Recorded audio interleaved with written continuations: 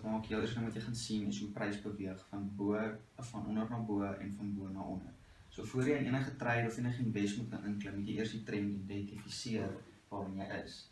So met die goed wat ons vir al gestuur het, wat jy dit sal gelees het, is as jy koop, byvoorbeeld buy, is 'n bullish trend of 'n long. Ons praat van long in investments en bullish trends in trading. Dus dieselfde ding is maar net hoe ons praat. So dan af is bearish en is 'n short. Okay, so die manier hoe jy 'n trend identifiseer op 'n chart, ek gaan na hierdie hele video gaan ek vir julle 'n tegniese enetjie maak op my laptop waar jy my skerm kan sien met die candlesticks of die line chart, hoe jy dit mooi kan identifiseer op 'n regte chart sodat dit dan nie net lyne is en so 'n eenvoudigheid nie. So die manier hoe ons trends identifiseer en 'n market is weer higher highs en higher lows of lower highs en lower lows. So op 'n bullish trend, 'n trend wat opgaan, die punt wat bo is dan jou higher high, so dis jou hoogste hoogtepunt, dan is dit 'n higher low. So dit is 'n hoër laer punt. Dan is dit weer 'n higher high, higher low, higher high, higher low. So dit is baie eenvoudig. Ek gaan vir julle 'n baie maklike strategie leer hoe om dit te identifiseer op 'n chart met candlesticks of line charts. Selfs met die bearish, dis lower high, lower low, lower high, lower low, lower high, lower low. So dit is baie eenvoudig om dit te verstaan.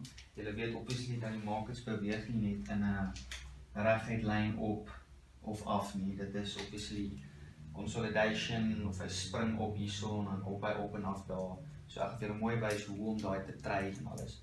So as ons praat van CFD trading, praat ons van vinnig inklim, dan weer uitklim byvoorbeeld na 2 weke of ewen 'n paar ure. Langste sal ek sê dalk 'n maand. So wat ons praat van as ons nou byvoorbeeld buy op CFD's, is ons koop hierso in die laagtepunte om hom uit te haal op die hoogtepunte. Koop hom hier op die laagtepunt om hom uit te haal op die hoogtepunt.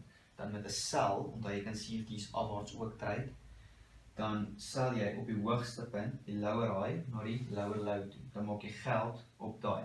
Nou, jy kan hierso al sell, dan hou jy hom tot hieronder en jy add net positions selfs op hierdie hoogtepunte. Sal in die buy. Jy hou jou een hierso en jy bou hom van die higher lows af net op pad tot jou bo.